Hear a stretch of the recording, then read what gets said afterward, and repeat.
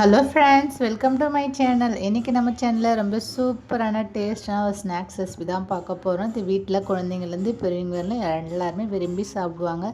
இப்போ கோட்டையில் லீவ் விட்டுறதுக்கு அதுக்கும் இந்த மாதிரிலாம் செஞ்சு கொடுத்திங்கன்னா வீட்டில் குழந்தைங்க நல்லா விருப்பமாக சாப்பிடுவாங்க. டேஸ்ட்டு ரொம்ப சூப்பராக இருக்கும். பிகினர்ஸ் கூட ரொம்ப ஈஸியாக செஞ்சிடலாம். இப்போ வாங்க எப்படி செய்யணும் வீடியோக்குள்ளே பார்க்கலாம். ஸ்டவ்வில் ஒரு பேன் வச்சுக்கலாம். அதில் 2 கப் அளவுக்கு நம்ம தண்ணி சேர்த்துக்கலாம். 1 கப் அரிசிக்கு 2 கப் அளவுக்கு நம்ம தண்ணி சேர்த்துக்கலாம். இப்போ ஒரு அரை ஸ்பூன் அளவுக்கு உப்பு சேர்த்துக்கலாம். 1/4 ஸ்பூன் அளவுக்கு மஞ்சள்தூள் சேர்த்துக்கலாம். காரத்துக்கு தேவையான அளவுக்கு நம்ம 1 ஸ்பூன் அளவுக்கு தனி மிளகாய் தூள் சேர்த்துக்கலாம். அரை ஸ்பூன் அளவுக்கு ஜீரகம் சேர்த்துக்கோங்க. இதில் 2 ஸ்பூன் அளவுக்கு எள்ளு சேர்த்துக்கோங்க. நான் இன்றைக்கி வெள்ளை எள்ளு சேர்க்குறேன். நீங்கள் கருப்பு எள்ளு இருந்தால் கூட சேர்த்துக்கோங்க. இப்போ தண்ணி நல்லா கொதிக்குது பாருங்கள். இந்த சமயத்தில் நம்ம 1 கப் அளவுக்கு நம்ம அரிசி மாவு சேர்த்துக்கலாம். அடுப்பு இப்போ நல்லா சிம்மில் வச்சுடுங்க. வச்சுட்டு நல்லா கலந்து விட்டுக்கோங்க. கட்டி எதுவும் இருக்கக்கூடாது. கட்டி இல்லாமல் நல்லா கலந்து விட்டுக்குங்க. சின்ன சின்னதாக கட்டிகளாக இருக்கும். அதை நம்ம கரண்டி வச்சுட்டு நல்லா அமுத்தி விட்டிங்கன்னா கட்டிகள்லாம் எதுவுமே இல்லாமல் நல்லா மாவாக நல்லா பிசைஞ்ச மாவு மாதிரி வந்துடும். இந்த மாதிரி கரண்டி வச்சுட்டு நல்லா கலந்து விட்டுக்கிட்டே இருங்க. இப்போ நம்ம ஸ்டவ்வை ஆஃப் பண்ணிடலாம். இப்போ மாவு ஓரளவுக்கு லைட்டாக வெந்து வந்திருக்கும். இப்போ சேர்த்துட்டு நல்லா கலந்து விட்டுக்கிட்டே இருங்க. இப்போ இதில் ஒரு 2 ஸ்பூன் அளவுக்கு எண்ணெய் சேர்த்துக்கலாம். எண்ணெய் அல்லது நெய் உங்கள்கிட்ட எது இருந்தாலும் சேர்த்துக்குங்க. சேர்த்துட்டு நல்லா கலந்து விட்டுக்குங்க. பாருங்கள் நல்லா திக்காகிடுச்சு பாருங்கள். இப்போ ஒரு மூடி போட்டு இதை ஒரு 10 நிமிஷத்துக்கு அப்படியே விட்டுடலாம். இப்போ வந்து பார்க்கலாம், நல்லா ஆறி வந்துடுச்சு. நம்ம கை பொறுக்கிற சூடு இருக்குது. இந்த சமயத்தில் நம்ம கை வச்சுட்டு நல்லா நம்ம முறுக்கு மாவு பிசைகிற மாதிரி நல்லா சாஃப்டாக பிசைஞ்சு விட்டு எடுத்துக்கலாம். நல்லா பிசைஞ்சு எடுத்துக்கோங்க. டேஸ்ட்டு ரொம்ப சூப்பராக இருக்குங்க. இந்த மாதிரிலாம் செஞ்சு கொடுத்தீங்கன்னா குழந்தைங்க விருப்பமாக சாப்பிடுவாங்க. இப்போ நம்ம சாஃப்டாக நல்லா பிசைஞ்சு எடுத்து வச்சுக்கலாம்.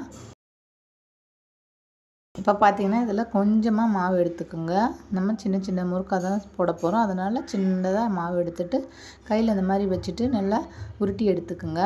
உருட்டி எடுத்துகிட்டு அப்படியே நம்ம வந்து ஜாயின் பண்ணிக்கலாம். நம்ம ஜாயின் பண்ணுறப்ப பார்த்து ஜாயின் பண்ணுங்க. ஏன்னா நம்ம எண்ணெயில் போட்டு பொரிக்க சொல்ல பிரிஞ்சு வந்துடும். நல்லா சேர்த்து நல்லா ஜாயின் பண்ணிவிடுங்க. பாருங்கள் இந்த மாதிரி நல்லா ஜாயின் பண்ணி எடுத்துக்கோங்க.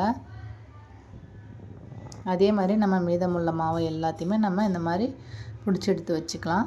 பாருங்கள் எல்லாத்தையும் பிடிச்சி எடுத்து வச்சுக்கலாம்.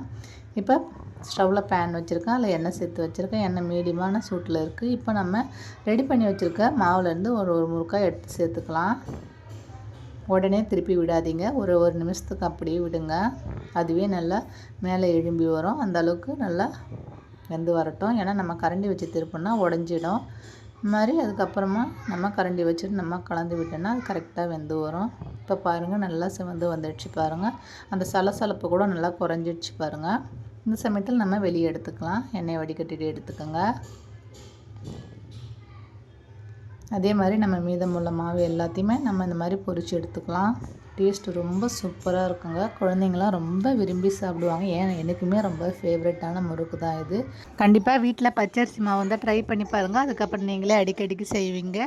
பாருங்கள் எவ்வளோ ஒரு மொறுன்னு இருக்குது பாருங்கள். பார்க்குறதுக்கு சாப்பிடுவோம் அவ்வளோ டேஸ்ட்டாக இருக்கும். கண்டிப்பாக இந்த வீடியோ உங்களுக்கு பிடிக்கும்னு நினைக்கிறேன். வீடியோ உங்களுக்கு பிடிச்சிருந்ததுன்னா வீடியோ ஷேர் பண்ணுங்கள், கமெண்ட் பண்ணுங்கள், சப்ஸ்கிரைப் பண்ணுங்கள். மறக்காமல் பக்கத்தில் இருக்கிற பெல் பட்டனையும் ப்ரெஸ் பண்ணி விட்டுருங்க. தேங்க்ஸ் ஃபார் வாட்சிங்.